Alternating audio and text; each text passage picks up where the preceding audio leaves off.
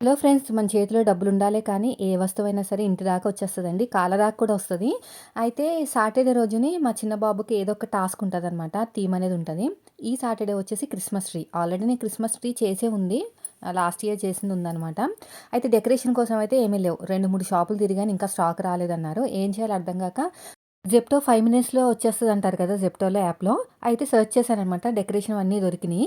So, నేను order పెట్టుకున్న 6 మినిట్స్‌కే మనకైతే కాలొచ్చితే వచ్చేసిందండి డెలివరీ బాయ్ దగ్గర నుంచి. నేనైతే ఎంత షాక్ అయిపోయానంటే, చేతిలో డబ్బులుండాలే గానీ ఏదైనా తీసుకొచ్చేయొచ్చు అనుకున్నానండి.